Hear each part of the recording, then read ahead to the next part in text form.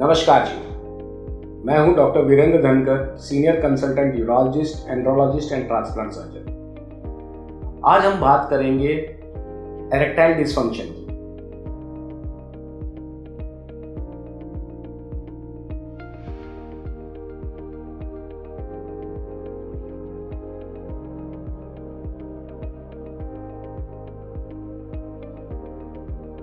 Erectile dysfunction ये एक बहुत कॉमन प्रॉब्लम है अपने यहाँ पे। अगर हम स्टडी की बात करें तो 1/3 of male population suffer from erectile dysfunction below the age of 30 years.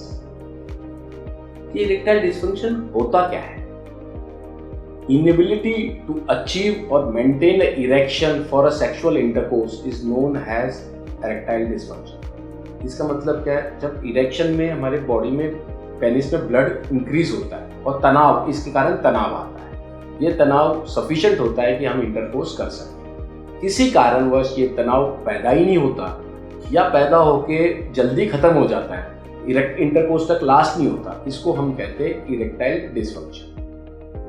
So erectile dysfunction ये होता क्यों है? What causes erectile dysfunction?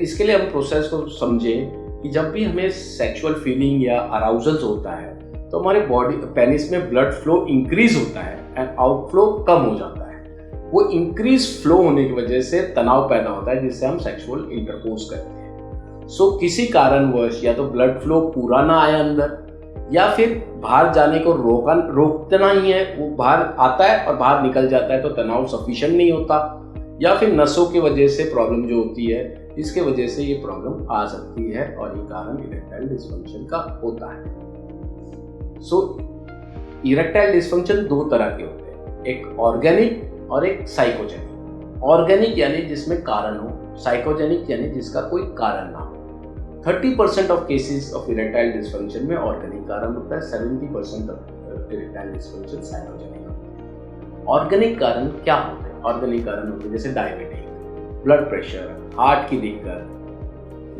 कोई स्पाइन में इंजरी हो उसकी वजह से ना होना, ड्रग्स जैसे कि anti hypertensive, anti depression, anti psychotic drugs लेना, ओवर मात्रा में रिक्रेशन ड्रग्स लेना, ये सारे कारण ऑर्गेनिक होते हैं। साइकोजेनिक इरेक्टाइल डिसफंक्शन क्या होता है? ये साइकोजेनिक इरेक्टाइल डिसफंक्शन होता है जिसमें कि हमें एनाटॉमिकल या फंक्शनल कोई कारण नहीं होता जो हमारे इरेक्टाइल डिसफंक्शन होने का हो, लेकिन कोई भी सेक्सुअल ट्रॉमा या सेक्सुअल एक्ट के फियर या एंजाइटी की वजह से हम अपना सेक्सुअल एक्ट परफॉर्म नहीं कर सकते, इसको हम साइकोजेनिक ईडी कहते हैं। ये ईडी हमारा स्ट्रेसफुल लाइफ है, दोनों पार्टनर बिजी हैं, उसके वजह से नहीं होता। ये बेसिकली कोई हमारे पुराना ट्रॉमा हो या कोई एक्ट, पुराना सेक्सुअल एक्ट के दौरान हम परफॉर्म ना कर पाए हो या फियर या एंजाइटी करके होता है, इसको साइकोजेनिक इरेक्टाइल डिसफंक्शन कहते हैं। हम इन दोनों psychogenic erectile dysfunction and organic erectile dysfunction को डिफरेंशिएट कैसे कर सकते हैं? नॉर्मली हर आदमी में मॉर्निंग में इरेक्शन होता है सोते वक्त। सो अगर ये मॉर्निंग में इरेक्शन होता है तो इसका मतलब आपका पूरा सिस्टम जो इरेक्शन का फिजियोलॉजिकल एनाटॉमिकल जो सिस्टम है वो सारा नॉर्मल है। सो ये सारा नॉर्मल है, इसका मतलब आपको ऑर्गेनिक कोई कारण नहीं है, और ये जो आपको इरेक्टाइल डिसफंक्शन परसिस्ट हो रहा है ये साइकोजेनिक इरेक्टाइल डिसफंक्शन है। ये सिंपल तरीका अपने आप को डिफरेंशिएट करने का ऑर्गेनिक या साइकोजेनिक इरेक्टाइल डिसफंक्शन का, ठीक है। सो ये मॉर्निंग इरेक्शन होना आपको सजेस्ट करता है कि आपका erectile dysfunction, erectile system absolutely normal है। सो अब जब इरेक्टाइल डिसफंक्शन आपको हो जाता है तो आपका इसका ट्रीटमेंट कराना चाहिए। लोग बेसिकली ये सेक्स अपने इंडिया में कल्चर की वजह से या सोसाइटी की वजह से टैबू माना जाता है, हम ये कॉमनली ओपनली डिस्कस नहीं कर सकते। सो इसके वजह से बहुत से लोग क्वैक्स के पास चले जाते हैं या पढ़े लिखे लोगों के पास ना जाके हकीम वैद्य के पास जाके अपना इलाज कराते हैं और उनकी बीमारी ठीक नहीं होती और उल्टा बढ़ जाती है और वो काफ़ी लेट स्टेज में प्रेजेंट करते हैं। सो इरेक्टाइल डिसफंक्शन को ट्रीट करने के लिए क्वालिफाइड डॉक्टर है, क्वालिफाइड डॉक्टर आपको क्वालिफाइड तरीके से ट्रीट करेगा। सो इसमें या तो आप यूरोलॉजिस्ट, एंड्रोलॉजिस्ट के पास जा सकते हो या साइको काउंसलर या साइकेट्रिस्ट के पास जाके, ये दो फील्ड है जो प्रॉपरली इसका इलाज करते हैं, इनसे अपना इरेक्टाइल डिसफंक्शन का इलाज करना सकते हैं। इसमें हमें डायग्नोसिस, बाकी एंसेसरी ब्लड टेस्ट कराना चाहिए जैसे कि CBC, liver function test, lipid profile, testosterone level अगर एज ग्रुप में, ओल्डर एज ग्रुप में हो तो सो ये हमें ओल्डर एज में टेस्टोस्टेरोन स्टार्ट करने से पहले PSA ये हमें टेस्ट करा लेना चाहिए। अगर मॉर्निंग इरेक्शन हो रहा है और साइकोजेनिक नहीं है ऑर्गेनिक देखने के लिए हम यूरोलॉजिस्ट एक इरेक्टाइल पेनाइल डॉपलर टेस्ट करते हैं या फिक्स टेस्ट करते हैं। इसमें हम एक वाइग्रा की 100 मिलीग्राम की टैबलेट देते हैं और पेशेंट को बोलते हैं इमेजिन करने को, और उसके बाद उसका इरेक्शन होता है कि नहीं वो देखते हैं। अगर वो इरेक्शन हो रहा है तो उनका इरेक्टाइल सिस्टम जो है नॉर्मल है, या फिर पेनिस में इंजेक्शन देके हम उसके डॉपलर स्टडी करते हैं। इसमें हम फ्लो किस फ्लो में आ रहा है आर्टरी में से, उसमें आर्टरी बाहर जाने वाली वेन बंद हो रही कि नहीं हो रही है, और उसमें प्रेशर कैसा है, उससे हमें पता चल जाता है ये आर्टीरियल इनसफिशिएंसी की वजह से इरेक्टाइल डिसफंक्शन है या वीनस इनकॉम्पिटेंस की वजह से इरेक्टाइल डिसफंक्शन है या पूरा नॉर्मल है। सो इन टेस्टों से हम उस पेशेंट के कंडीशन को डायग्नोज करते हैं और फिर उसका ट्रीटमेंट करते हैं। ट्रीटमेंट में क्या है, सबसे पहले हेल्दी लाइफस्टाइल है।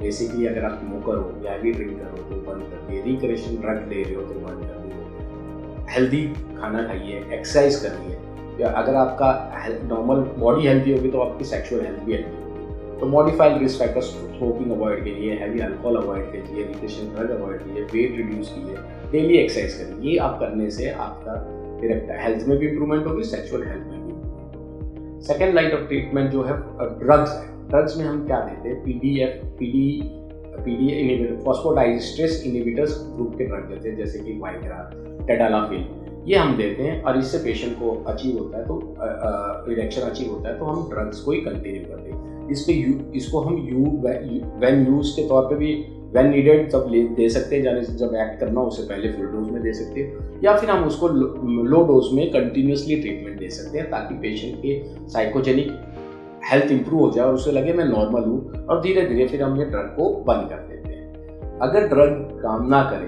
तो सेकेंड लाइन ऑफ ट्रीटमेंट, अगर पेनाइल डॉपलर हमारा नॉर्मल आता है इंजेक्शन से, तो हम इंजेक्शन थेरेपी देते हैं। जैसे कि डायबिटिक वाले पेशेंट इंसुलिन लगाते हैं, वैसे ही पेनाइल में इंसुलिन सिरिंज से वास्कोजेनिक जो ड्रग होते हैं जिससे इरेक्शन हो वो हम इंजेक्ट करते हैं, और उससे पेशेंट को इरेक्शन होता है और वो अपना एक्ट परफॉर्म करके बाद में उसके बाद उसका 20-30 मिनट में इफेक्ट खत्म होता है।